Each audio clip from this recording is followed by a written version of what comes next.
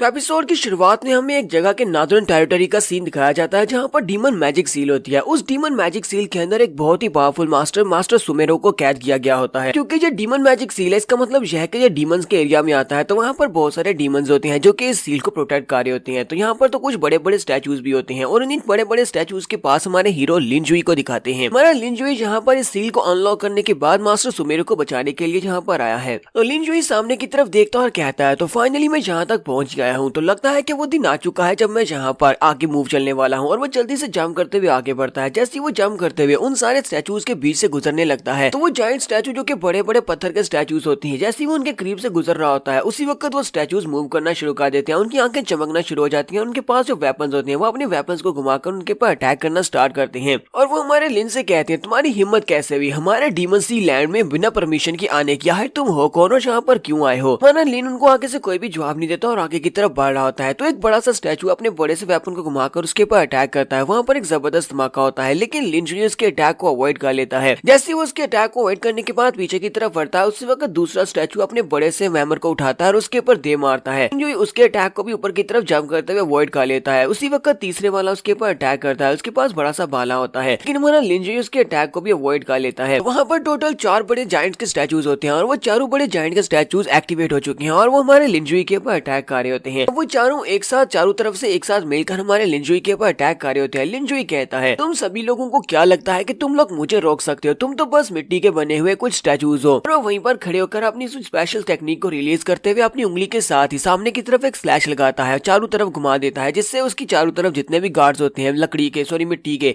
सारे ग्राउंड के ऊपर गिर जाते हैं, टुकड़े टुकड़े हो जाते हैं। क्योंकि लिनजुई ने यहाँ पर अपनी एनर्जी को गोल चक्कर में घुमाया होता है और उसके आसपास वो चारों स्टैचूज होते हैं। तो वो चारों के चारों इसके साथ हिट होने के बाद सेंटर से कट जाते हैं, उनके टुकड़े टुकड़े हो जाते हैं और वो वहीं पर गिर जाते हैं। तो उन सभी स्टैचूज को मारने के बाद हमारा लिनजुई अब आगे की तरफ बढ़ रहा है। उस डीमन मैजिक सील की तरफ वो आगे बढ़ता है और कहता है, तो लगता है कि अब यहाँ पर अगला लाइन ऑफ डिफेंस आ चुका है। ये सारे के सारे तो कैनन फोडर्स हैं, क्योंकि ये सभी लोग मरने वाले हैं। तो उसके सामने कुछ आर्मी गार्ड्स होते हैं, ये सारे कुछ स्पेशल सोल्जर्स होते हैं। उन सारे स्पेशल सोल्जर्स के साथ साथ कुछ डीमंस भी होते हैं जो कि तरह तरह के डिफरेंट काइंड्स के डीमंस होते हैं और काफी पावरफुल भी लग रहे होते हैं। इनमें से एक डीमन आगे बढ़ता है और हमारे लिन से सेम वही बात कहता है कि तुम्हारी हिम्मत कैसी हुई हमारे डीमन सी लैंड में बिना परमिशन के आने की? और वो अपने साथियों से कहता है, जल्दी से जाओ, जाकर इस लड़के को पकड़ लो, अगर पकड़ सकते हो तो पकड़ो वरना इसे मार डालो। और वो सभी लोग हमारे लिनजुई को पकड़ने के लिए आगे बढ़ते हैं, जबकि हमारा लिनजुई फिर से वहाँ पर हल्का सा मुस्कुराता है और कहता है, मुझे तो लगा था कि ये लोग यहाँ पर किसी पावरफुल लाइन ऑफ डिफेंस को भेजेंगे, लेकिन इन लोगों ने तो यहाँ पर रॉम वॉइड शैडोज को भेज दिया है। ये सारे होली रॉम वॉइड शैडोज, ये तो सभी लोग तो पावरफुल स्पिरिट्स हैं। असल में ये अपने मास्टर्स के शैडोज है और इनके मास्टर्स जितने पावरफुल होते हैं ये स्पिरिट शैडोज भी उतने ही पावरफुल होते हैं। यानी कि अपने मास्टर से इनकी पावर्स कुछ थोड़ी बहुत ही कम होंगी। लेकिन नॉर्दर्न एरिया में ये लोग यहाँ पर इस सील को गार्ड करते हैं। तो हमारा जाओ वहीं पर पत्थर के ऊपर बैठ जाता है, जबकि वो सारे के सारे होली शैडोज उसके ऊपर अटैक करने के लिए उसके करीब पहुंच रहे होते हैं। और लिनजुई यहाँ पर हमें एक और बात बताता है। वो कहता है, जहाँ पर इस डीमन सी के अंदर जो डीमन किंग्स है, वो 7 डीमन किंग्स है और उन सभी ने मेरे पर नजर रखने के लिए लगता है कि काफी बड़ी कीमत चुकाई है। लिनजुई कहता है, चाहे वो कुछ भी खा ले, लेकिन यहाँ पर उनकी दाल नहीं गलने वाली, क्योंकि काम नहीं बनेगा। और वो उठता है और उन सभी के ऊपर अटैक करना स्टार्ट करता है। सिर्फ और सिर्फ एक ही एक पाम मारने से वो सारे के सारे होली शैडोज वहीं पर डिस्ट्रॉय होते जा रहे होते हैं। हमारा हीरो लिनजुई काफी ज्यादा पावरफुल होता है। वो उन सभी शैडोज के ऊपर अटैक कर रहा होता है, एक एक करके वो आगे गुजरता जाता है और जहाँ पर बैंग बैंग बैंग की आवाज आती है, यानी कि उसने आसपास जितने भी होते हैं उन सभी को मार दिया होता है। सिर्फ लास्ट के ऊपर उनका जो चीफ होता है वो बचता है। वो हमारे लिनजुई की तरफ देखकर बहुत सा घबरा रहा होता है और कहता है, ऐसा कैसे हो सकता है? वक्त हमारा लिनजुई उसके ऊपर भी अटैक करते हुए आगे गुजर जाता है। वो अपनी उंगली को घुमाते हुए एनर्जी स्लैश लगाता है और उस बेचारे को भी मारकर आगे आ जाता है और हंसते हुए कहता है, तो लगता है कि फाइनली मैं उस जगह के ऊपर पहुंच ही चुका हूँ। हमारा लिनजुई उस डीमन सील के सामने पहुंच जाता है। उस डीमन सील के सामने पहुंचने के बाद से मास्टर सुमेरो दिखाई देते हैं, जो कि वहाँ पर चेन्स में जकड़े होते हैं। मास्टर सुमेरो से कहते हैं,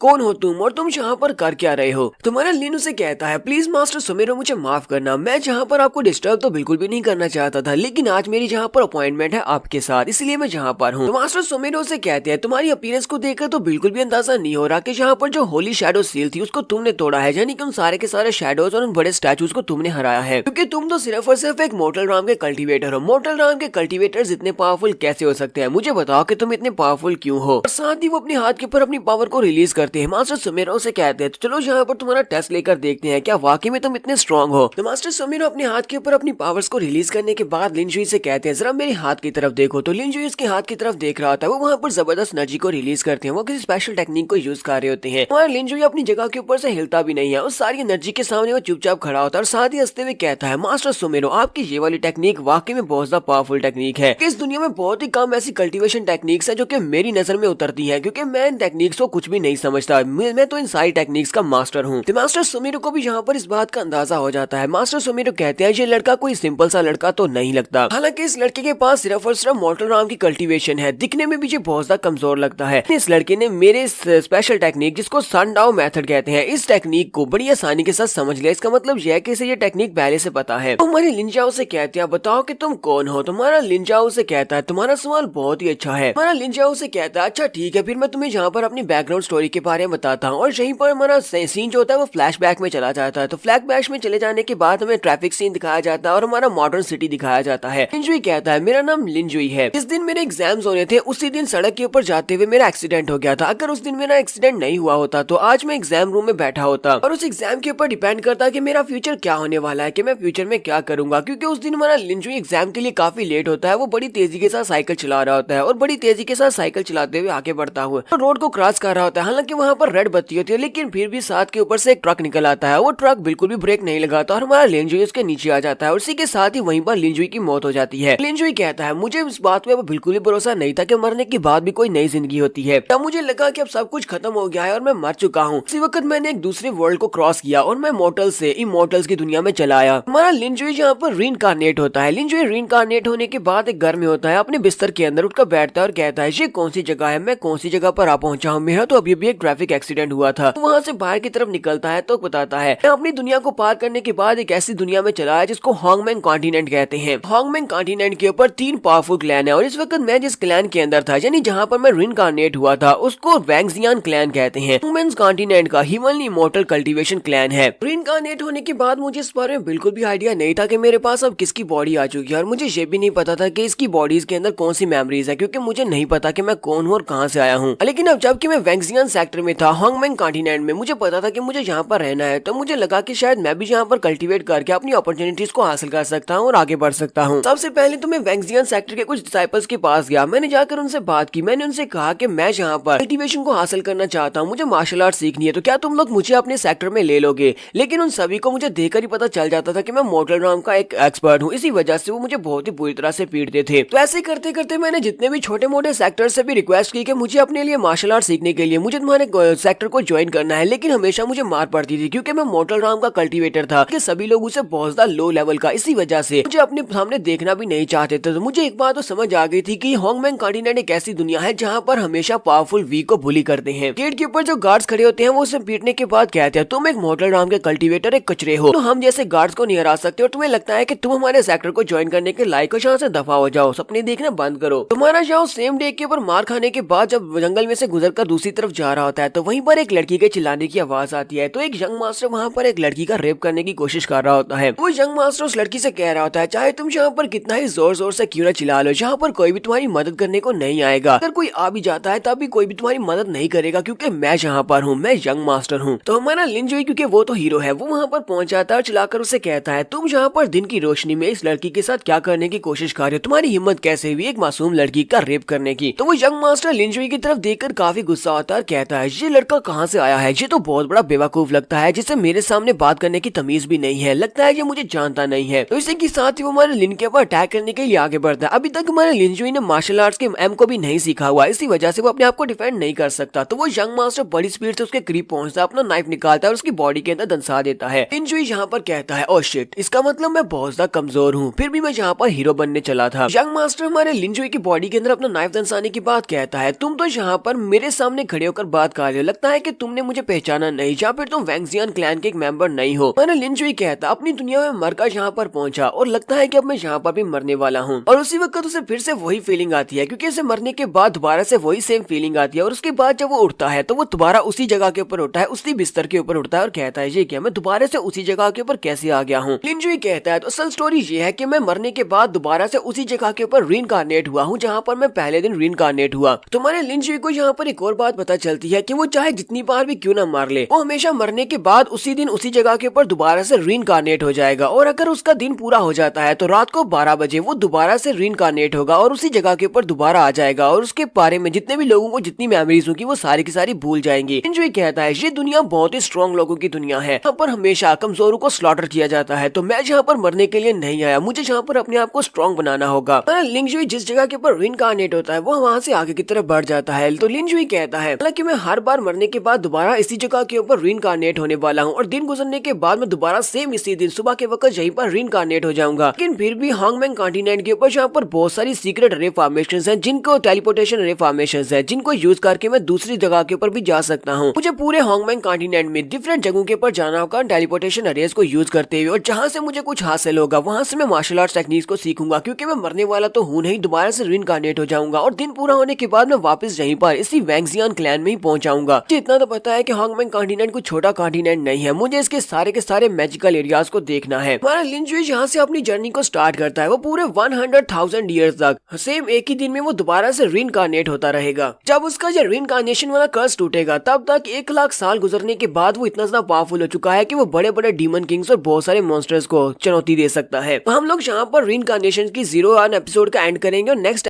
तो गाइस कैसे हैं आप सब लोग, 100,000 रीइंकार्नेशंस के एपिसोड 02 के साथ हाजिर हो। अगर आप मेरे चैनल पर नए हैं और अभी तक चैनल को सब्सक्राइब नहीं किया हुआ तो जल्द से चैनल को सब्सक्राइब कर दे, वीडियो को लाइक और शेयर कर दें, शुक्रिया। तो फर्स्ट एपिसोड में तो इसका बेसिक सा इंट्रोडक्शन हुआ था। तो सेकंड एपिसोड की शुरुआत में हमारा लिंजुई एक लड़की को अपनी स्टोरी सुना रहा होता है। वो लड़की वैंगजियान सेक्टर की एक सेंटर्स होती है जिसका नाम जीजी होता है। तो वो उसे अपनी स्टोरी सुनाते हुए कहता है कि मैंने हांगमैंग कॉन्टिनेंट को घूमने का फैसला किया कि क्योंकि मैं एक ही दिन के ऊपर दोबारा से रीइंकार्नेट हो रहा था, मैंने फैसला किया कि मैं टेलीपोर्टेशन अरेज को यूज करते हुए हांगमैंग कॉन्टिनेंट के जो डिफरेंट प्लेसेस हैं उनके ऊपर जाऊंगा और वहां से तरह तरह की मार्शल आर्ट्स की टेक्निक्स को सीखूंगा। लिंजुई सबसे पहले एक ऐसी जगह के ऊपर जाता है जहां पर बहुत ज्यादा ठंड होती है। लिंजुई कहता है मैं ऐसी जगह पर गया जहां पर बहुत ज्यादा ठंड थी, वहां पर कुछ भी नहीं था, लेकिन वहां के लोग बहुत ज्यादा फ्रेंडली थे। मैंने उन सभी लोगों के साथ बैठकर वहां पर गप्पे भी लगाई थी। लिंजुई वहां पर पेंगुइन्स के पास बैठा होता है, आग जलाकर उनसे बातें कर रहा होता है, लेकिन वो सारे पेंगुइन्स होते हैं इसलिए बात नहीं कर सकते। इसके बाद वो कहता है क्या तुमने गोस्ट टाउन के बारे में सुना है? मैं गोस्ट वर्ल्ड में भी गया था जहाँ पर नदी के अंदर बहुत सारे पानी के गोस्ट थे, तो मैं उन सभी के साथ वहाँ पर तैरा भी था। तो लिंजुई आगे आगे तैर रहा होता है जबकि गोस्ट उसके पीछे लगे होते हैं, चिल्ला चिल्ला कर कह रहे होते हैं हम लोग थक चुके हैं, तुम इतनी ज्यादा पावरफुल कैसे हो, तुम्हारी स्पीड भी काफी ज्यादा है। लिंजुई उन लोगों से कहता है तुम सभी लोग बकवास गोस्ट हो, तुम्हें क्या लगता है कि तुम लोग इतनी स्पीड के साथ मुझे पकड़ सकते हो? तुम तो मोर्टल राम के मेरे जैसे इंसान को नहीं पकड़ सकते, तुम दूसरों को क्या पकड़ोगे? लिंजुई कहता है मैं एक तीसरी होली लैंड में भी गया था प्रैक्टिस करने के लिए। वहां पर जब मैं गया तो वहां के लोग तो बहुत ही बुरे थे, उन लोगों ने मुझे देखते ही वहां से मेरा पीछा करना शुरू किया और मुझे भगा दिया क्योंकि वो सभी लोग बहुत ज्यादा पावरफुल थे और मैं मोर्टल राम का कल्टीवेटर था। सभी लोग मेरे पीछे डंडे लेकर पड़े हुए थे और मैं वहां से भाग रहा था। हमारा लिंजुई सेंटस जीजी से कहता है मेरी रीइंकार्नेशन के 10,000 साल गुजर चुके थे और 10,000 साल में मैंने हांगमैंग कॉन्टिनेंट के सारे सीक्रेट्स को जान लिया था। मुझे पता चल चुका कि हांगमैंग कॉन्टिनेंट में क्या कुछ है और क्या क्या हो रहा है। मुझे इतना पता चल गया कि हांगमैंग कॉन्टिनेंट के ऊपर 3 बहुत ही पावरफुल सेक्टर्स हैं। एक वैंगजियान क्लैन है, दूसरा चीजाओ पवेलियन है और तीसरा डीमन सी लैंड है, और ये तीनों ही बहुत ज्यादा पावरफुल है। एक ऐसी जगह जहाँ पर हमेशा स्ट्रॉन्ग की इज्जत की जाती है और कमजोर को मार दिया जाता है, उसे बुली किया जाता है। इसी जगह के ऊपर आप हमेशा स्ट्रॉन्ग बनने के बारे में सोचते हैं और जो पावरफुल फोर्सेस हैं वो अपने आप को स्ट्रॉन्ग से स्ट्रॉन्ग बनाती जा रही थी। हालांकि यहाँ पर 4 बड़ी पावरफुल ब्रांचेस थी, लेकिन वो सभी के सभी लोग अपनी ब्रिलियंट की को लेकर कुछ ज्यादा ही पैरानॉइड थे। लगता है कि जिसके पास ब्रिलियंट की होती है, ब्रिलियंट की को आप लोग स्पिरिचुअल एनर्जी भी कह सकते हैं। तो स्पिरिचुअल एनर्जी जिसके पास होती है सिर्फ और सिर्फ वही अपनी पावर्स को ज्यादा बढ़ा सकता है और सिर्फ वही मोर्टल राम से आगे जा सकता है, क्योंकि इन दुनिया में मोर्टल राम का कोई भी एक्सपर्ट नहीं था। जितना ज्यादा आपके पास ब्रिलियंट की पावर होगी उतना ज्यादा आप अपनी कॉम्बैट पावर को बढ़ा सकते हैं। यहाँ पर 2 चीजें इस्तेमाल होती हैं, एक तो स्पिरिचुअल सी है जो कि आपकी स्पिरिचुअल एनर्जी है और दूसरा आपका ब्रिलियंट माइंड है जिसको हम लोग यहाँ पर डिवाइन माइंड भी कहते हैं। तो इन दोनों में से एक ही चीज को आप लोग इंप्रूव कर सकते हैं, लेकिन अगर आप दोनों चीजों को एक साथ इंप्रूव करते हैं, अगर आपका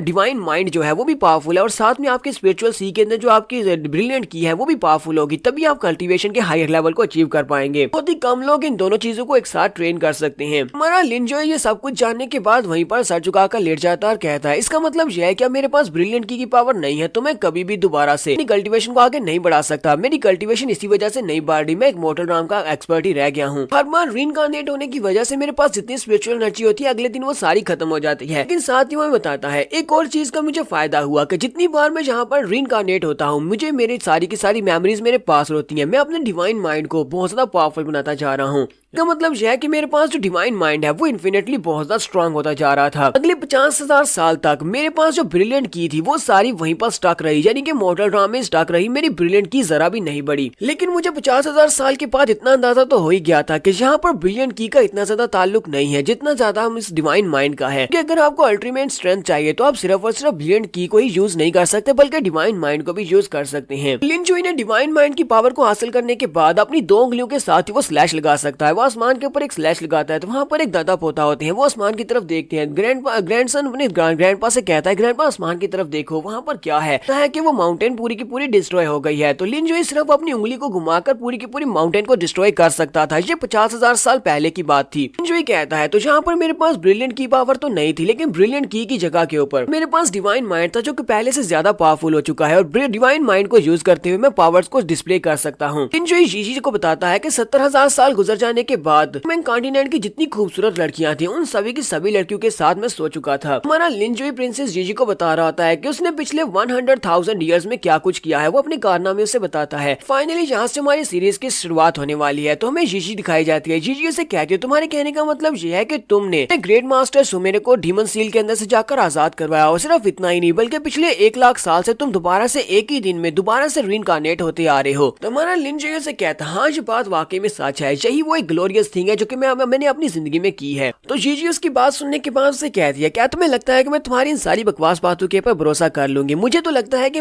तुम्ही ने मुझे पॉइजन दिया है। हमारा लिन जुई से कहता है तुम्हें यहाँ पर परेशान होने की जरूरत नहीं है, मेरे पर भरोसा करो, मैं उन लोगों के साथ नहीं हूँ जिन्होंने तुम्हें पॉइजन दिया है, मेरे साथ आओ मैं तुम्हें बचा सकता हूँ। लेकिन वो उसकी बात को इग्नोर करते हुए सामने की तरफ चल पड़ती है और कहती है मुझसे दूर रहो, मुझे लगता है कि तुम एक बुरे इंसान हो, मैं तुम्हें फॉलो नहीं करूंगी। वो चलती हुई आगे की तरफ बाड़ी होती है। हमारा लिन जुई से कहता है तुम बस थोड़ा सा आगे बढ़ो, जैसे तुम थोड़ा सा आगे बढ़ोगे कुछ ही सेकंड में तुम्हारे सामने कुछ लोग अपने हाथ में मिसालें लेकर खड़े होंगे, लोग तुम्हें पकड़ने के लिए आए हैं, तुम आगे बढ़ोगे वो तुम्हें पकड़ लेंगे। तो जीजी उसे कहती है बस भी करो, मैं तुम्हारी किसी बात पर भरोसा नहीं करने वाली। तुम्हें क्या लगता है कि अचानक से यहाँ पर आगे से कोई निकल आएगा? अगर कोई निकल भी आया तो मैं वापस तुम्हारे पास नहीं आने वाली। जैसी वो थोड़ी सी आगे बढ़ती है तो उसके सामने 2 लोग होते हैं, उनके हाथ में मिसालें होती हैं और वो कहते हैं हमें प्रिंसेस मिल गई है, चलो जल्दी से उसके पीछे चलो, उसे पकड़ लो। वो दोनों बड़ी स्पीड से भागते हुए उसकी तरफ आगे बढ़ते हैं, जबकि प्रिंसेस भी काफी ज्यादा घबरा जाती है और चिल्लाकर कहती है कोई मुझे बचाओ। तो वो दोनों गुंडे उसकी तरफ आगे बढ़े होते हैं और कहते हैं चलो जल्दी से पकड़ लो वरना यंग मास्टर में बिल्कुल भी नहीं छोड़ेंगे। तो प्रिंसेस जीजी भी जल्दी से जंप करते हुए पीछे की तरफ हट आती है और हमारे लिन जुई के पास आती है और उसे कहती है प्लीज मेरी हेल्प करो, इन लोगों को रोको, मुझे बचा लो। वो जल्दी से भागती हुई हमारे लिन जुई के पीछे आकर छुप जाती है। लिन जुई कहता है मुझे बताओ क्या तुम्हें मेरी बात के ऊपर भरोसा हो रहा है? वो उसे कहती है हाँ मुझे तुम्हारे पर पूरा यकीन है। तो लिन जुई से कहता है तो फिर ठीक है, फिर मुझसे एक बात का वादा करो, एक बार मैं यहाँ पर इन लोगों से निमट लूं उसके बाद तुम्हें मेरे साथ आना होगा। प्रिंसेस कहती है हाँ ठीक है मैं तुम्हारे साथ आऊंगी। तो लिन जुई उन दोनों गुंडों को वहीं पर मार देता है। उन दोनों को मारने के बाद वो प्रिंसेस जीजी को अपने साथ लेता है और कहता है मेरे साथ आओ। वो उसे अपने साथ लेते हुए एक बड़े से पेड़ के पास पहुंच जाता है। वो पेड़ अंदर से खोखला होता है। वो उसे कहता है चलो ठीक है अब जल्दी से इस पेड़ के अंदर चले जाओ, इसके अंदर एक सीक्रेट पैसेज है, तुम्हें यहाँ पर इसके अंदर पहले जाना होगा। वो उसे कहती है लेकिन तुम मुझे अंदर क्यों लेकर जाना चाहते हो, इसके अंदर क्या है और मुझे ये बताओ कि ये सीक्रेट पैसेज कहाँ पर खुलता है। तो हमारा लिन जुई से कहता है मैं तो इस सीक्रेट पैसेज को बहुत बार इस्तेमाल कर चुका हूँ, मैं अंदर जाने का इसलिए कह रहा हूँ क्योंकि एक बार तुम इसके अंदर जाओगी तो दूसरी तरफ जब तुम निकलोगी तो वहाँ पर वो लोग खड़े होंगे जो लोग तुम्हें मरवाना चाहते हैं, जिसने तुम्हें पॉइजन दिया और जिसने तुम्हारे पीछे लोगों को भेजा था वो तुम्हें वहाँ पर दिखाई देगा। क्या तुम उन लोगों को चेक नहीं करना चाहती? क्या तुम जानना नहीं चाहती कि तुम्हें पॉइजन किसने दिया है? तो प्रिंसेस उसे कहती है हाँ क्यों नहीं, मैं उसको देखना चाहती हूँ, मुझे एक बार वो मिल जाए उसके बाद देखना मैं उसका क्या करती हूँ। वो बंदा जिसने मुझे नुकसान पहुंचाने की कोशिश की मैं उसे मार डालूंगी। हमारा लिन जुई से कहता है तो फिर चलो जल्दी से अंदर आ जाओ। तो वो दोनों सीक्रेट पैसेज के अंदर चले जाते हैं। थोड़ी देर उसके अंदर चलने के बाद जब वो दूसरी तरफ से बाहर निकलते हैं प्रिंसेस जीजी हमारे लिन जुई से कहती है यहाँ पर तो कोई भी नहीं है, तुमने क्या मुझे बेवकूफ बनाया है? तो लिन जुई से कहता है जरा सब्र करो, वहाँ पर सामने देखो वो लोग पहुंच आए हैं। तो जैसे वो लोग सामने की तरफ देखते हैं तो वहाँ पर उनके सामने एक यंग मास्टर होता है और उसके साथ 2 गार्ड्स होते हैं। जो कहता है लो यही वो लोग हैं जिन्होंने तुम्हें पॉइजन दिया था। तो यंग मास्टर वही है जिसने पहले दिन हमारे जुंजी की जान ली थी। यंग मास्टर जिसका नाम सीटू जोई है, वो वेंगजियान पवेलियन के एक मास्टर जिसका नाम जान है, वो एक सुप्रीम एल्डर है, उसका बेटा है। इसी वजह से ये बहुत ज्यादा एरोगेंट है। वो हमारी प्रिंसेस जीजी को देखते ही कहता है ये कभी नहीं अभी तक होश में कैसे है? मैंने उन बेवकूफों को कहा था कि बेहोश होने के बाद इसे उठाकर ले आना। प्रिंसेस भी चिल्लाकर उसे कहती है सीटू जोई ये तुमने क्या किया? तुम्हारी हिम्मत कैसे हुई मुझे पॉइजन देने की। क्या तुम मुझे मरवाना चाहते हो? तो मुझे ये बताओ कि तुमने मुझे कौन सा पॉइजन दिया है, ये किस किस्म का पॉइजन है? टीटू जोयो से कहता है मैंने तुम्हें यहाँ पर एक स्पेशल पॉइजन दिया है जिसको चार्म पॉइजन कहते हैं। एक ऐसा पॉइजन है जिसका असर होने के बाद तुम्हें मुझसे प्यार हो जाएगा। ये एक बहुत ही स्पेशल पॉइजन है। ये सब कुछ इसलिए कर रहा हूँ क्योंकि तुम्हारे पास एक बहुत ही स्पेशल बॉडी है। अगर तुम्हारे साथ मैंने डुअल कल्टीवेट कर लिया तो तुम्हारी बॉडी के अंदर जितनी एनर्जी स्टोर है वो सारी की सारी मुझे मिल जाएगी और मेरी एनर्जी बहुत ज्यादा पावरफुल हो जाएगी और मैं बहुत ही हाई लेवल तक पहुंच सकता हूँ। साथ ही उसकी नजर जब लिंजुई के ऊपर पड़ती है वो उसकी कल्टीवेशन देखने के बाद कहता है प्रिंसेस जिंजी ये क्या तुम एक मॉर्टल राम के कल्टीवेटर के साथ क्यों घूम रही हो? ये तो एक कचरा है, तुम्हें कचरे के जैसे लोगों के साथ नहीं घूमना चाहिए। यहाँ पर हमारा लिंजुई उसकी बात सुनने के बाद हल्का सा मुस्कुराता है और हमें यहाँ की इनकी बेस के बारे में बताता है। वो कहता है इस दुनिया में कल्टीवेशन ही सब कुछ है। इन सभी लोगों को लगता है कि हमारा कल्टीवेशन लेवल ही डिफाइन करता है कि हम कितने पावरफुल हैं और हमारा लेवल क्या है। लॉन्गमैन कॉन्टिनेंट में सबसे ऊपर ह्यूमनली एम्परर राम आती है, उसके नीचे ट्रांसेंडेंट राम आती है, फिर रिइनकार्नेशन राम आती है, उसके बाद यूनिवर्सल डिग्री राम आती है, फिर स्पिरिट राम आती है और उसके बाद लास्ट के पर मॉर्टल राम आती है। मॉर्टल राम जो कि इस वक्त मेरे पास है और मैं सबसे ज्यादा वीक हूँ। मॉर्टल राम के लोगों के पास क्योंकि ब्रिलियंट की पावर नहीं होती, इसी वजह से इन लोगों को लगता है कि मॉर्टल राम के लोग कचरा हैं। तो लिंजुई कहता है ये बेवकूफ लोग अभी तक इसी बारे में सोचते हैं। इन्हें लगता है कि ब्रिलियंट की पावर ना होने की वजह से हम लोग मॉर्टल राम में फंसे हुए हैं और कभी भी लेवल अप नहीं कर सकते। लेकिन अफसोस कि इन लोगों को ये नहीं पता कि मेरी कल्टीवेशन लेवल इनके ह्यूमनली एम्परर से भी ज्यादा है। मास्टर सीटू जोई अपने साथ जो दोनों गार्ड्स होते हैं उनको अटैक करने के लिए आगे भेजता है और कहता है इस लड़के को मार डालो, प्रिंसेस को पकड़ा मेरे पास लेकर आओ। तो वो दोनों बड़ी स्पीड से उसके ऊपर अटैक करने के लिए आगे बढ़ते हैं। दोनों के पास उनकी तलवारें होती हैं। दोनों एक साथ जंप करते हुए हमारे लिंजुई के ऊपर अटैक करने लगे हैं। जैसे वो लिंजुई के करीब पहुंचते हैं हमारा लिंजुई अपने पास एक छोटा सा नाइफ निकालता है। छोटा सा नाइफ निकालने के बाद सामने की तरफ घुमाते हुए एक स्लैश लगाता है। स्लैश इतनी ज्यादा पावरफुल होती है कि वो दोनों के दोनों गार्ड उसके साथ हिट होते हैं और वहीं पर गिरकर मर जाते हैं। इसके साथ साथ जंग मास्टर सीटू भी देखकर बहुत ज्यादा हैरान हो जाता है। हमारा लिंजुई उन दोनों को मारने के बाद जंग मास्टर सीटू से कहता है अगर मैं यहाँ पर एक मॉर्टल राम का एक्सपर्ट भी हूँ फिर भी तुम्हारे जैसे कमजोर लोगों को मारना मेरे लिए बिल्कुल ऐसे ही जैसे कि मैं कमजोर चिकन्स को मार रहा हूँ। जंग मास्टर सीटू जोई भी काफी ज्यादा घबरा जाता है और कहता है ऐसा कैसे हो सकता है? तुमने मेरे पावरफुल कल्टीवेटर्स गुलामों को कैसे मार दिया? तुम्हारे पास इतनी स्ट्रेंथ कहाँ से आई? तुम तो सिर्फ एक मॉर्टल राम के एक्सपर्ट हो, मुझे बताओ कि तुम कौन हो। तो यहाँ पर हम लोग अपनी सेकंड एपिसोड का एंड करेंगे। एपिसोड की एक्सप्लेनेशन अच्छी लगी हो तो कमेंट करके जरूर बताइएगा। चैनल को सब्सक्राइब कर दे, वीडियो को लाइक और शेयर कर दे। शुक्रिया।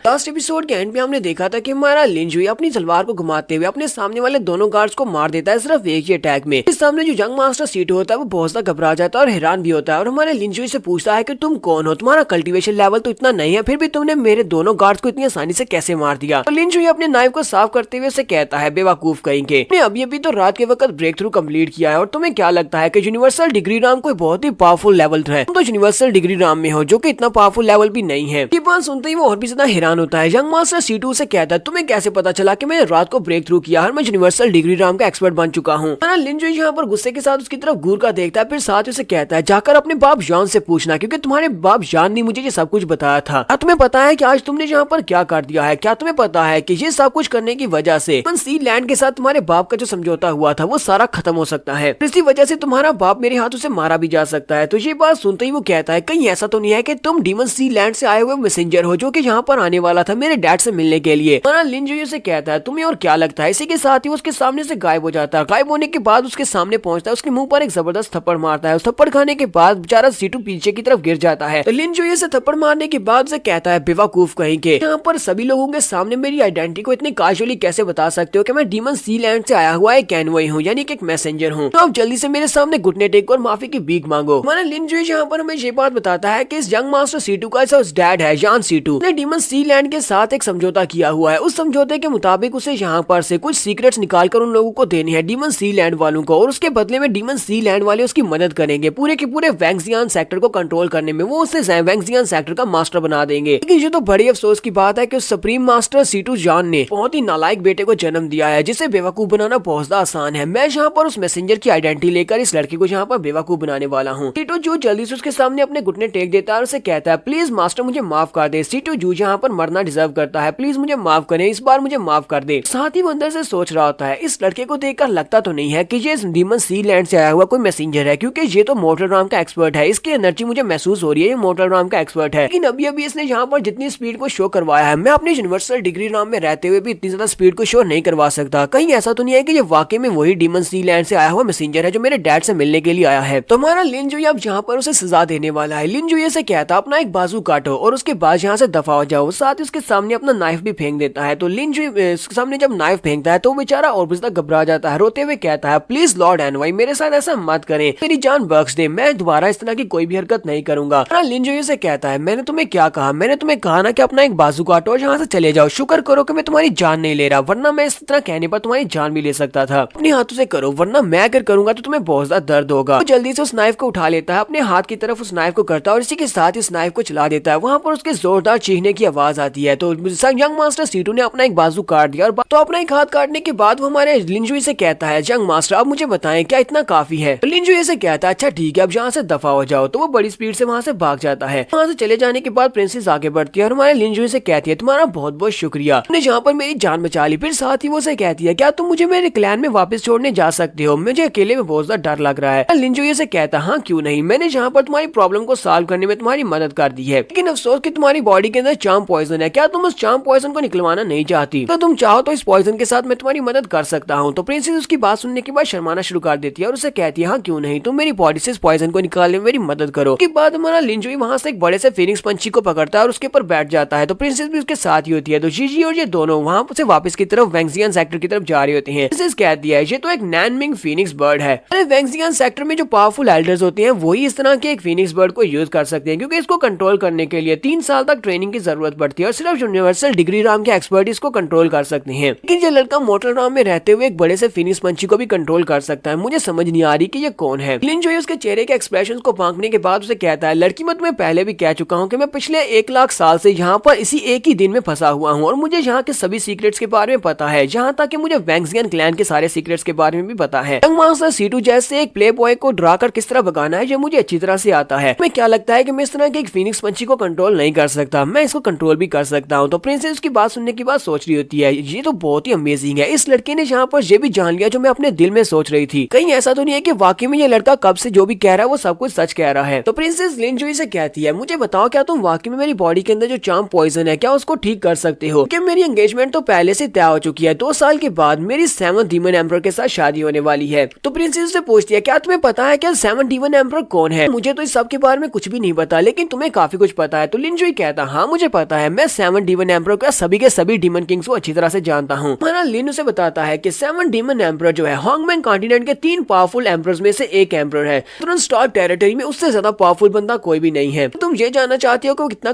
पावरफुल है, तो इस बात का अंदाजा इस बात से लगाया जा सकता है कि उसके हाथों से मरने वालों की तादाद कोई 2-4-50,000 नहीं है बल्कि कई मिलियंस में है। तो प्रिंसेस उसे कहती है तो तुम्हें पता है कि वो कितना ज्यादा पावरफुल है और तुम मुझे यहाँ पर अपने साथ बिठाकर लेकर जा रही हो और ऊपर से मेरे पर चार्म पॉइजन का इफेक्ट भी है। अगर मेरे फियांसे डीमन किंग को इस बारे में पता चल गया कि तुमने उसकी गर्लफ्रेंड के साथ कुछ गलत किया है तो फिर क्या वो तुम्हें छोड़ेगा? हमारा लिन जुई से कहता है नहीं ऐसा कुछ भी नहीं होने वाला, वो तो मुझे टच भी नहीं कर सकता क्योंकि रात 12 बजे मैं दोबारा से रीइंकार्नेट हो जाऊंगा और मेरे बारे में तुम सब कुछ भूल चुकी होगी। लिन जुई उसके पास ही बैठ जाता है और उसे कहता है फिलहाल के लिए हम इस बारे में बात नहीं करते, मेरी रीइंकार्नेशन को दोबारा रिसाइकल होने में पूरे 3 घंटे हैं और मुझे लगता है कि 3 घंटे में हम लोग 5 बार कर सकते हैं। तो यहाँ पर आपको पता होना चाहिए कि क्या करने की बात हो रही है। उसकी बात सुनने के बाद बहुत ज्यादा शर्माना शुरू कर देती है और कहती है क्या क्या हम लोग 5 बार करने वाले हैं? इसी के साथ हमारा लिन जुई कहता है मुझे अचानक से अपनी बॉडी काफी अजीब सी महसूस हो रही है क्योंकि यहाँ पर बदलाव की शुरुआत हो चुकी है, उसका कर्ज टूटने वाला है। इसके ऊपर जो चार्म पॉइजन है वो इफेक्ट कर रहा होता है और उस चार्म पॉइजन की वजह से क्योंकि उसके सामने लिन जुई होता है, लिन जुई से उसे प्यार हो जाता है। लिन जुई कहता है ये क्या बकवास है, इसका जो चार्म पॉइजन है वो इस तो इफेक्ट ले रहा है, मैंने तो अभी इसके साथ कुछ किया भी नहीं है और हम रीइंकार्नेशन होने में भी 3 घंटे बाकी हैं। लिन जुई अब यहाँ पर घबरा जाता है और उसे कहता है तुम कुछ ज्यादा ही जल्दी कर रही हो। प्रिंसेस उसे कहती है प्लीज मेरी मदद करो, मेरी बॉडी के अंदर से इस पॉइजन को निकाल दो और साथ ही वो उसके सामने कुछ ऐसे पोजेस बना रही होती है जिसको हमारा लिन जुई बिल्कुल भी रेजिस्ट नहीं कर पा रहा होता। जल्दी से उसे वहीं पर गिरा लेती है और उसके ऊपर चढ़कर बैठ जाती है और कहती है हम लोग अभी तक लैंड नहीं हुए, चलो जल्दी से किसी जगह के ऊपर लैंडिंग करो। और उसके बाद हमारा लिन जुई वहीं पर किसी जगह के ऊपर लैंडिंग करता है और उसके बाद वो रात को 12 बजने से पहले हमारा लिन जुई उसके साथ कुछ कर लेता है क्योंकि उसे पता होता है कि 12 बजे के बाद उसका रीइंकार्नेशन साइकिल स्टार्ट हो जाएगा और वो दोबारा से अपने उसी घर में उसी बिस्तर में अपीयर होगा। लेकिन इस बार सब कुछ बदल चुका है। इस बार सुबह के वक्त का सीन दिखाते हैं। सुबह के वक्त जब सूरज निकलता है और हमारा लिन जुई उठता है, वो उठकर बैठ जाता है और कहता है दोबारा से वही बोरिंग दिन शुरू होने वाला है। ऐसी वो उठकर साइड के ऊपर देखता है, उसके साइड के ऊपर प्रिंसेस जीजी लेटी होती है। प्रिंसेस जीजी को देखकर वो बहुत सा हैरान हो जाता है और चिल्लाकर कहता है ये क्या, तुम यहाँ पर क्या कर रही हो, मैं यहाँ पर क्या कर रहा हूँ? तो प्रिंसेस भी उठकर बैठ जाती है और रोना शुरू कर देती है। प्रिंसेस से कहती है तुम बहुत बड़े धोखेबाज हो, तुमने मुझे झूठ बोला, तुमने कहा था कि रात 12 बजे के बाद सब कुछ खत्म हो जाएगा, मैं तुम्हारे बारे में भूल जाऊंगी, इसी वजह से मैंने तुम्हारे साथ वो सब कुछ कर दिया। लेकिन रात के 12 गुजर गए और आज सुबह भी हो चुकी है और तुमने तुमने मेरे साथ वो सब कुछ भी कर लिया और तुम दोबारा से रीइंकार्नेट भी नहीं हुए। हमारा लिन जुई से कहता है अच्छा मुझे ये बताओ कि आज कौन सा दिन है, महीने का कौन सा दिन है। वो से कहती है आज जुलाई 27 है। जुनजी कहता है ये कैसे हो सकता है, मैं पिछले 1 लाख साल से जुलाई 26 में फंसा हुआ था और आज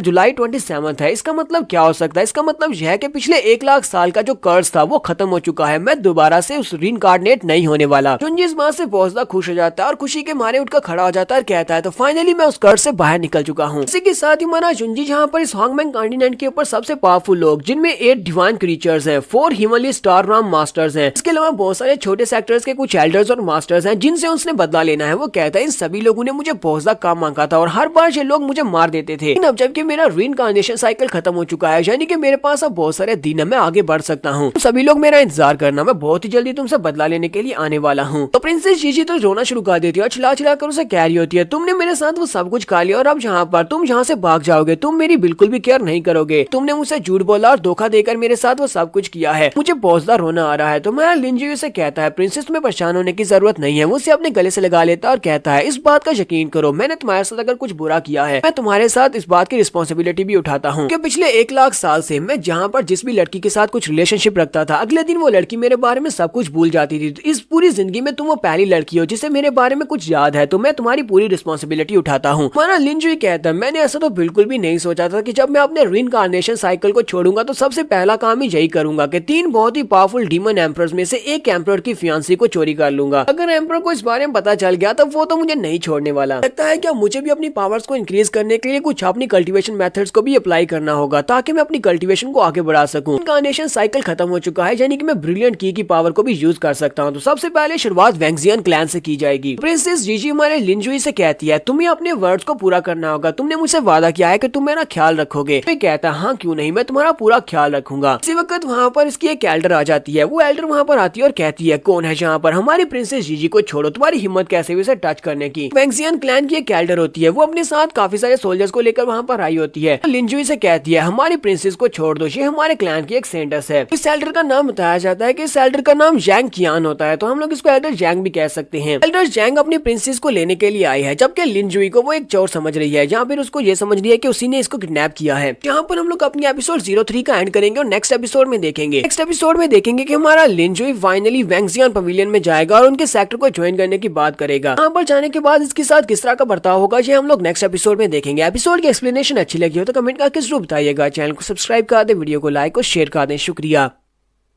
04 के साथ हाजिर हूँ। अगर आप मेरे चैनल पर नए हैं और अभी तक चैनल को सब्सक्राइब नहीं किया हुआ तो जल्दी से चैनल को सब्सक्राइब कर दे, वीडियो को लाइक और शेयर कर दे। शुक्रिया। लास्ट एपिसोड के एंड पे हमने देखा था हमारा लिन जुई अपने रीइंकार्नेशन साइकिल से बाहर निकल चुका है और बाहर निकलने के बाद जो सबसे पहली चीज होती है प्रिंसेस जीजी के साथ उसका रिलेशनशिप, यानी कि वो प्रिंसेस जीजी की पूरी जिम्मेदारी उठाने को तैयार है क्योंकि रात के वक्त पिछले दिन उसने कुछ उसके साथ कर दिया था। तो यहीं पर वैंगजियन क्लैन की एक एल्डर जिसका नाम एल्डर जैंग है वो वहाँ पर आती है अपनी प्रिंसेस को लेने के लिए। वहाँ पर आने के बाद हमारे लिन जुई से कहती है तुम चोर कहेंगे, तुम हमारी प्रिंसेस को कहाँ पर लेकर जा रही हो। लिन जुई एल्डर जैंग के बारे में भी काफी कुछ जानता है। वो एल्डर जैंग की तरफ देखता है और कहता है हालांकि ये बहुत ज्यादा खूबसूरत और बहुत ही पावरफुल लड़की है, लेकिन फिर भी इसका पास बहुत ज्यादा कॉम्प्लिकेटेड है। इसके पास में कुछ ऐसे सीक्रेट्स हैं जिनके बारे में ये बिल्कुल भी नहीं जानती और उन सीक्रेट्स को ये जानना चाहती है। एल्डर जैंग अपने पास एक नेट निकालती है जो कि इनकी स्पेशल टेक्निक होती है जिसको ड्रैगन ट्रैप नेट कहते हैं। वो उस ड्रैगन ट्रैप नेट को निकालती है और उसके ऊपर फेंक देती है। ड्रैगन ट्रैप नेट काफी ज्यादा बड़ा होता है जो कि ड्रैगन को पकड़ने के लिए, इसी वजह से वो काफी बड़ा नेट है। जुई के साथ जो प्रिंसेस जीजी होती है वो उसे कहती है लिन जुई प्लीज जल्दी से यहाँ से भाग जाओ, ये ड्रैगन ट्रैप नेट है, एक बार तुम इसके अंदर पकड़े गए तो तुम इसके अंदर से बाहर नहीं निकल पाओगे। माना लिन जुई से कहता है प्रिंसेस तुम्हें बिल्कुल भी डरने की जरूरत नहीं है, ये तो बस एक छोटा सा नेट है और इस नेट को काटना तो मेरे लिए बहुत ही आसान सी बात है। हमारा लिन जुई अपनी उंगली को ऊपर की तरफ उठाता है, ऊपर की तरफ उठाने के बाद वो अपनी एनर्जी को रिलीज करता है और एक सर्कल में अपनी एनर्जी स्लैश लगाता है। उस एनर्जी स्लैश की मदद से वो उस ड्रैगन ट्रैप नेट के ऊपर अटैक करता है तो वहाँ पर जबरदस्त रोशनी निकलती है और इसी के साथ ही ड्रैगन ट्रैप नेट के वहाँ पर टुकड़े टुकड़े हो जाते हैं। एल्डर जैंग भी ये देखने के बाद बहुत ज्यादा हैरान हो जाती है और कहती है ड्रैगन ट्रैप नेट ये तो एक बहुत ही पावरफुल बीस्ट ट्रैप है। इस ट्रैप को यूज करते हुए हम लोग ड्रैगन्स को पकड़ते हैं। स्पेशल ट्रैप को हमारे सेक्टर मास्टर ने पर्सनली बनाया था, तो फिर इस लड़के ने इतनी आसानी के साथ ड्रैगन ट्रैप नेट को कैसे तोड़ दिया। सिर्फ इतना ही नहीं बल्कि इस लड़के ने सिर्फ और सिर्फ एक उंगली के साथ एक ही मूव को यूज करते हुए इसको तोड़ा है। इसका मतलब यह है कि ये लड़का बहुत ज्यादा स्ट्रॉन्ग है और मिस्टीरियस भी है। एल्डर जैंग फिर से नीचे की तरफ उतरती है और उसे कहती है प्रिंसेस जीजी आपको बिल्कुल भी घबराने की जरूरत नहीं है, ये एल्डर यहाँ पर आपको बचाने के लिए आई है, चाहे इसे यहाँ पर इस लड़के की जान ही न लेनी पड़े, ये फिर भी आपको बचाकर लेकर जाएगी। हमारे लिंजुई के सामने आकर रुक जाती है तो लिंजुई से कहता है, जैंग किंग तुम ये कर क्या रही हो? तुम जानना चाहते हो कि तुम्हारे फादर इस वक्त कहाँ पर है? क्योंकि मुझे लगता है कि तुम अपने फादर को ढूंढ रही हो। तुम्हारे फादर से जब आखिरी बार मिला था तुम्हारे फादर ने मुझे कहा था कि मैं तुम्हें जाकर ये बात बता दूं कि 10 साल के बाद वो तुमसे और ज्यादा नफरत नहीं करेंगे। 10 साल बाद तुम उनसे मिलने के लिए जा सकती हो। तो एल्डर जैंग उसकी बात सुनने के बाद और भी गुस्सा होती है और उसे कहती है, तुम्हें मेरे फादर के बारे में कैसे पता? तुम मेरे फादर को कैसे जानते हो? आखिर तुम हो कौन और कहाँ से आए हो? लिंजुई कहता है, अगर तुम अपने फादर के बारे में जानना चाहती हो कि इस वक्त कहाँ पर है तो फिर तुम्हें मुझे अपने साथ लेकर वैंगजियान पवेलियन में जाना होगा। तो एल्डर उसे कहती है, लेकिन तुम हमारे वैंगजियान पवेलियन में क्यों जाना चाहते हो? मुझे ये बताओ कि तुम्हारा प्लान क्या है? मैं एक एल्डर हूँ और मैं एल्डर होने के नाते किसी भी आम बंदे को वहाँ पर लेकर नहीं जा सकती जो कि बहुत ज्यादा मिस्टीरियस हो। लिंजुई उसे कहता है, इस बात से तुम्हारा कोई भी ताल्लुक नहीं है, तुम्हें बस मुझे रास्ता दिखाना है। अगर अपने फादर के बारे में जानना चाहती हो तो मुझे रास्ता दिखाओ। चाहता हूँ कि तुम मुझे सेफली वैंगजियान पवेलियन के अंदर लेकर जाओ। एक सीन में वैंगजियान पवेलियन का दिखाया जाता है। जब एल्डर जैंग वहाँ पर हमारे लिंजुई को अपने साथ लेकर पहुंचती है तो उनके जो डिसाइपल्स होते हैं वो उनके सामने घुटने टेक कर खड़े होते हैं। लिंजुई एल्डर जैंग से भी आगे आगे चल रहा था, वो बहुत ही एरोगेंटली उसके आगे आगे चल रहा था। वो डिसाइपल्स जो होते हैं वो देखकर बहुत ही हैरान होते हैं। उनमें से 2 डिसाइपल्स ऐसे होते हैं जो कि चुप नहीं रह पाते, वो बात करते हुए कहते हैं, हाँ ये लड़का कौन है, जितना एरोगेंट क्यों है जो कि एल्डर के सामने इस तरह एरोगेंटली चल रहा है? एल्डर जैंग के सामने ऐसे नहीं चलना चाहिए। दूसरे वाला कहता है, मुझे लगता है कि ये C2 के कुत्तों में से कोई एक कुत्ता होगा जो कि बाकी सभी को जहाँ पर दबा कर रखते हैं। ये अपनी पावर के बेस पर बाकी सभी को अपने सामने झुका लेते हैं। लिंजुई उन लोगों की बातें सुन लेता है और उनकी बातें सुनने के बाद एल्डर जैंग से कहता है, एल्डर जैंग इन दोनों की कल्टीवेशन को डिसबॉलिश कर दो क्योंकि ये लोग तुम्हारी बैक के पीछे बात कर रहे हैं। वो लड़के उसकी बात सुनने के बाद कहते हैं, लड़के तुम्हें क्या लगता है कि तुम कौन हो जो जहाँ पर हमारी एल्डर जैंग को ये कह रहे हो कि तो वो तुम्हारे ऑर्डर्स को फॉलो करे? वो तुम्हारे ऑर्डर्स को फॉलो नहीं करेंगी और ना ही हमें हर्ट करेंगी। एल्डर जैंग हमारे लिंजुई की बात सुनने के बाद अपनी तलवार को घुमाते हुए दोनों लड़कों पर अटैक करती है, दोनों की कल्टीवेशन को अबॉलिश कर देती है और उनसे कहते हैं, तुम लोगों की हिम्मत कैसे हुई एल्डर जैंग के सामने इस तरह बात करने की? मैं जहाँ पर तुम्हारी एल्डर हूँ, मेरे सामने चुपचाप अपना सर झुकाकर बैठे रहो। बाकी के सभी लोग बहुत ज्यादा घबरा जाते हैं, उनमें से कोई भी वहाँ पर बात नहीं करता। वो लोग कहते हैं, जी एल्डर प्लीज हमें माफ कर दे, आज के बाद हम में से और कोई भी यहाँ पर आपके सामने बात नहीं करेगा। लिंजुई फिर से आगे की तरफ चलना स्टार्ट करता है और उसके साथ साथ एल्डर जैंग उसके पीछे होती है। तो एल्डर जैंग उसे कहती है, जरा रुको, मुझे ये तो बताओ कि तुम हमारे वैंगजियान पवेलियन में आए क्यों हो? तुम्हें हमारे सेक्टर से क्या चाहिए? जहाँ पर ऐसा क्या है जिसके लिए तुम आए हो? तुम्हारा लिन उसे कहता है, मैं जहाँ पर सुजरीन किंजी से मिलने के लिए आया हूँ। वो उसे कहता है, जाओ जाकर सुजरीन को इस बारे में बता दो कि मैं उससे मिलने के लिए आया हूँ, उसे इन्फॉर्म करो और देखना वो मुझे खुद मिलने के लिए बुलाएगी। जैंग उसे कहती है, बेवकूफ मत बनो, तुम सिर्फ और सिर्फ एक मॉर्टल नाम के एक्सपर्ट हो। तुम्हें क्यों लगता है कि हमारी एल्डर तुम्हें मिलने के लिए बुलाएगी? वो सिर्फ और सिर्फ एल्डर नहीं है बल्कि पूरे के पूरे वैंगजियान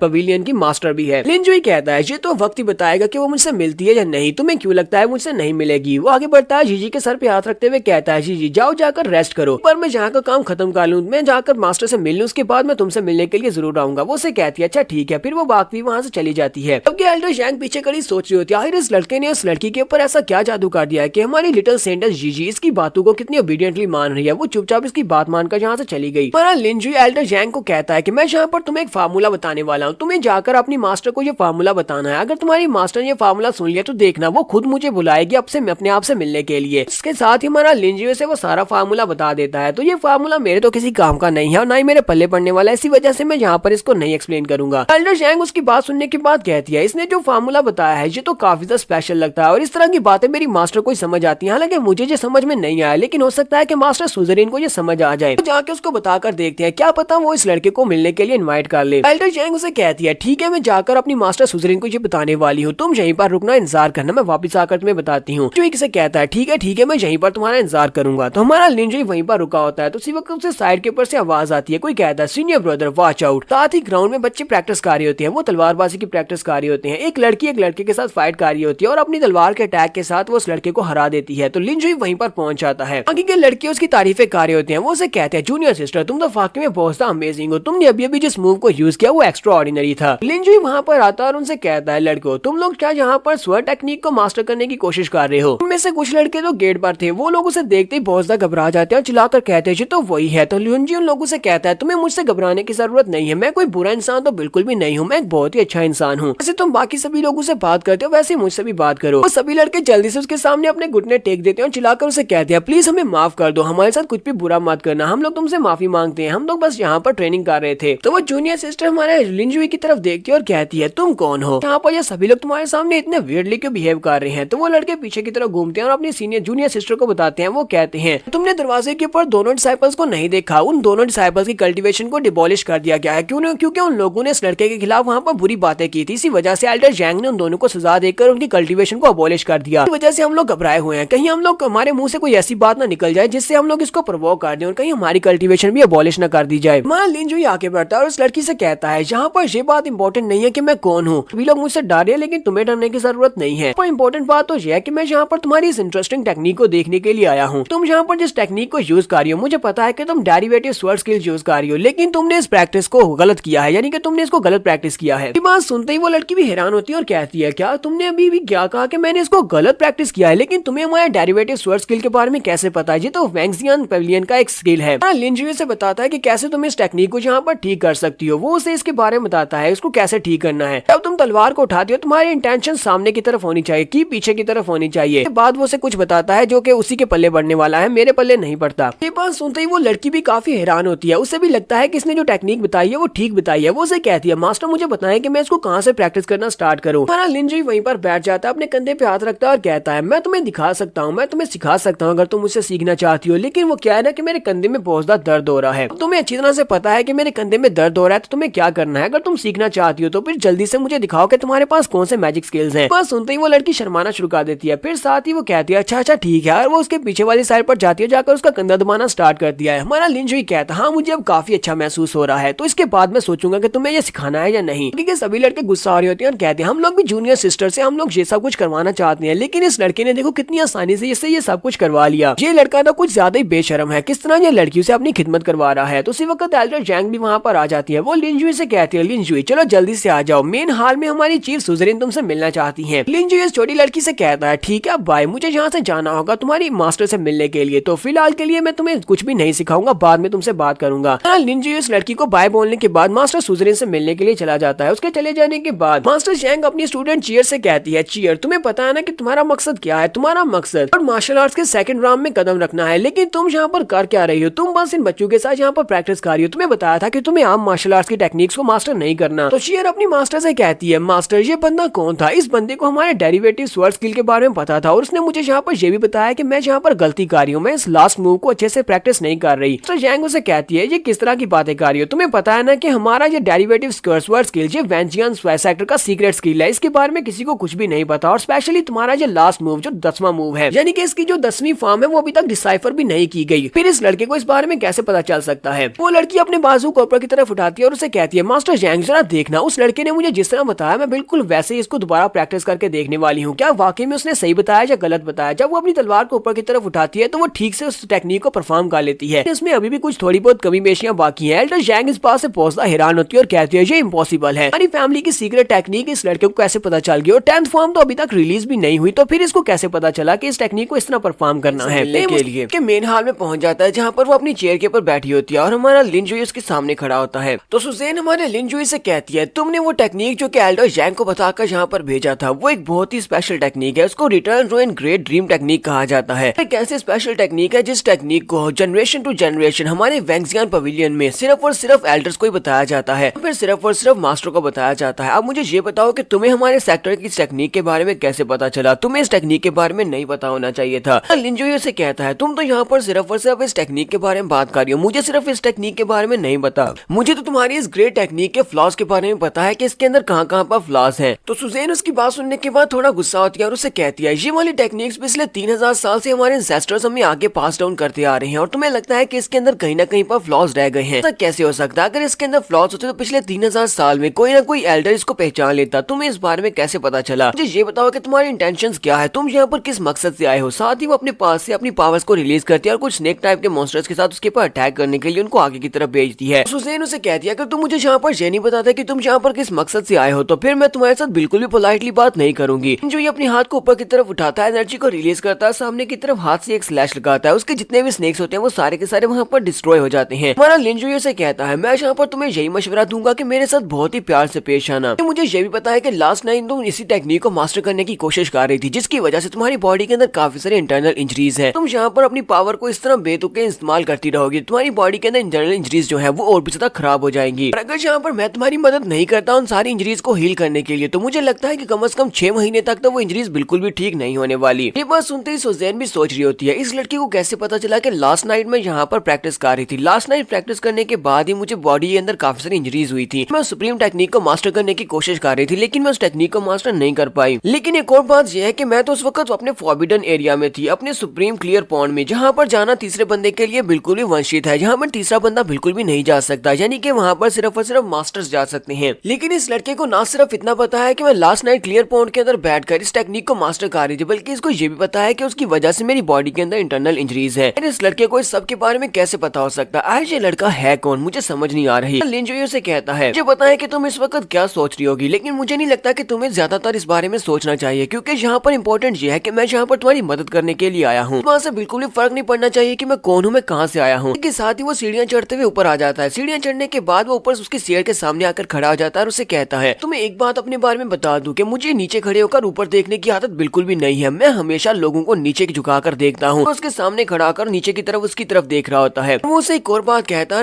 है दोबारा मुझे कभी भी डराने की कोशिश मत करना, क्योंकि मैं किसी की धमकियों से बिल्कुल भी नहीं डरने वाला। लिन जोई कहता है मुझे तुम्हारे सारे सीक्रेट्स के बारे में पता है, मुझे एक और बात भी पता है कि इस वक्त तुम्हें दो चीजें बहुत ज्यादा परेशान कर रही हैं। लिन जोई क्योंकि उसके बहुत ज्यादा करीब खड़ा होता है, इसी वजह से उसकी बॉडी के अंदर से उसकी की पावर रिलीज हो रही होती है। सुजैन भी सोच रही होती है ऐसा कैसे हो सकता है, ये लड़का तो मॉर्टल ड्राम के फर्स्ट लेवल पर है, मेरे सामने खड़े होकर इसका प्रेशर इतना ज्यादा रिलीज हो रहा है कि मेरी सांस बंद हो रही है। हमारा लिन जोई से बताता है कि वो दो बातें कौन सी हैं। वो उसे कहता है मुझे ये बात तो पता है कि डीमन सी लैंड और उसके साथ साथ रेड डीमन पवेलियन दोनों ने आपस में हाथ मिला लिए हैं, की वजह से वैंगजियान क्लैन के ऊपर और बहुत बड़ा खतरा आ चुका है, क्योंकि वो दोनों अगर आपस में मिल जाएं तो वैंगजियान क्लैन वालों को बड़ी आसानी से वो हरा सकते हैं। तुम्हारा वैंगजियान क्लैन कभी भी इन दोनों क्लैंस में से किसी एक का हिस्सा नहीं बनना चाहेगा, तुम हमेशा से इंडिपेंडेंट रहना चाहते थे। फिर साथ ही हमारा लिन जोई से कहता है और दूसरी बात यह है तुम्हारी कल्टीवेशन लेवल, तुम एक लंबे अरसे से अपनी कल्टीवेशन लेवल में फंसी हुई हो, तुम रीइंकार्नेशन के लास्ट स्टेप के ऊपर फंसी हुई हो, लेकिन तुम दूसरी ट्रांसेंडेंट ड्राम में अपने आप को ब्रेक थ्रू नहीं करवा पा रही। कितने साल गुजर चुके हैं लेकिन तुम ऐसा नहीं कर पा रही। तुम्हारी इस खामी के बारे में पता है, मुझे ये भी पता है कि तुम कैसे ब्रेक थ्रू कर पाओगी, इसी वजह से मैं तुम्हारी इस खामी को दूर कर सकता हूँ। लिन जोई यहाँ पर उसके सामने अपनी डील रखता है। वो उसे कहता है कि तुम यहाँ पर मुझसे वादा करो कि तुम मेरी डील को एक्सेप्ट करोगी, तो उस डील के मुताबिक मैं तुम्हारी मदद करूंगा और तुम्हें मेरी मदद करना होगी। तो सुजैन उसे कहती है अच्छा फिर ठीक है, मुझे बताओ कि तुम्हें मुझसे क्या चाहिए। और साथ ही वो सोच रही होती है इस लड़की को मेरी कल्टीवेशन के बारे में पता है कि मेरी कल्टीवेशन टॉप लेवल पर फंसी हुई है और मैं अगले लेवल में लेवल अप नहीं कर पा रही। ये लड़का है कौन जिसे मेरे सेक्टर के इतने ज्यादा सीक्रेट्स के बारे में पता है? तुम्हारा लिन जोई से कहता है मेरी डील बहुत ज्यादा आसान है, मुझे तुम्हारी सेक्टर का सुप्रीम क्लियर पॉइंट चाहिए ताकि मैं वहाँ पर बैठकर कल्टीवेट कर सकूँ, ये बहुत ज्यादा आसान है। तो सेक्टर मास्टर सुजैन उसकी डील को एक्सेप्ट कर लेती है। यहीं से नेक्स्ट सीन हमें दूसरे मास्टर का दिखाया जाता है। मास्टर जानजू का सीन दिखाया जाता है। जानजू को जब पता चलता है कि उसके बेटे का एक बाजू कट चुका है, तो उसका बेटा जब उसके पास वापस आता है तो बहुत ज्यादा गुस्सा हो जाते हैं और चिल्लाकर कहते हैं कैसे हो गया। उसके सामने वो दोनों गार्ड्स होते हैं जो कि उसके साथ गए थे। वो उनसे कहते हैं क्या तुम लोग मेरे बेटे को प्रोटेक्ट भी नहीं कर सके? दोनों से कहते हैं सीनियर जानजू प्लीज हमें माफ कर दे, हम वाकई में मरना डिजर्व करते हैं, लेकिन असल में वो बंदा बहुत ज्यादा पावरफुल था। लेकिन हमें उस लड़की के बारे में न्यूज मिल चुकी है, हमें पता है कि इस वक्त वो कहाँ पर है। इस वक्त वो हमारी सेक्टर मास्टर सुजैन से मिलने के लिए मेन हॉल में मौजूद है। जैसे वो वहाँ से बाहर निकलेगा हम अपने लोगों को वहाँ पर भेजने वाले हैं और उसे मार डालेंगे। बेटे के बाजू के कटने का बदला हम उसे लेकर रहेंगे। ये बात सुनते ही जानजू और भी ज्यादा गुस्सा हो जाते हैं और कहते हैं क्या वो बंदा वहाँ पर उस मेन हॉल में चला गया? अच्छा ठीक है तुम लोग दफा हो जाओ, मैं तुम्हारी शक्ल नहीं देखना चाहता। तो वो दोनों ही गार्ड्स बहुत ज्यादा खुश हो जाते हैं और उसे कहते हैं मास्टर आपका बहुत बहुत शुक्रिया जो आपने हमारी जान बख्श दी, और वो उठकर वहाँ से जाने लगते हैं। जैसे वो थोड़ा सा आगे बढ़ते हैं उसी वक्त मास्टर जानजू वहीं पर खड़े खड़े अपनी आइस पावर्स को रिलीज करते हैं। वो अपनी आइस पावर्स को रिलीज करते हुए दोनों के ऊपर अटैक कर देते हैं। उन दोनों को भी समझ आ जाती है कि एल्डर ने उन्हें छोड़ा नहीं है। वो उसे गाली देते हुए कहते हैं कमीने कहीं के, तुमने यहाँ पर हमें धोखा दिया है, लेकिन अब तो देर हो चुकी है। ग्राउंड के ऊपर से आइस उनकी बॉडी के अंदर फैल जाती है और वो वहीं पर पूरे के पूरे आइस क्रिस्टल में तब्दील हो जाते हैं। मास्टर जानजू उन दोनों को आइस क्रिस्टल बनाने के बाद कहते हैं तुम्हारे जैसे कुत्तों का क्या फायदा जो कि अपने ही मालिक की रक्षा नहीं कर सकते, तो तुम लोग बिल्कुल बेकार हो। तो ऐसे कुत्तों को मार दिया जाता है और वो आगे बढ़ते हैं और अपनी पावर्स को रिलीज करते हुए दोनों क्रिस्टल स्टैचूज के ऊपर जाकर अटैक करने वाले हैं। उन दोनों के ऊपर अटैक करने के बाद वो उन दोनों की बॉडीज को वहीं पर टुकड़े टुकड़े कर देते हैं। यहाँ पर उसने उन दोनों गार्ड्स को मार दिया है तो उसका बेटा भी वहीं पर खड़ा होता है। उसका बेटा उसे कहता है डैड उस बंदे ने कहा था कि वो डीमन लैंड से आया हुआ है कैनवॉय है, क्या आपको भी लगता है कि वो कैनवॉय नहीं है, यानी कि वो डीमन लैंड से आया हुआ मैसेंजर नहीं है? डैड उसे कहते हैं बेवकूफ लड़के कहीं के, मैंने तुम्हें कितनी बार कहा है कि अपनी बेवकूफों वाली हरकतें छोड़ दो। तो डीमन लैंड से आया हुआ एनवॉय होगा, वो इनविजिबल होगा, यानी कि वो यहाँ पर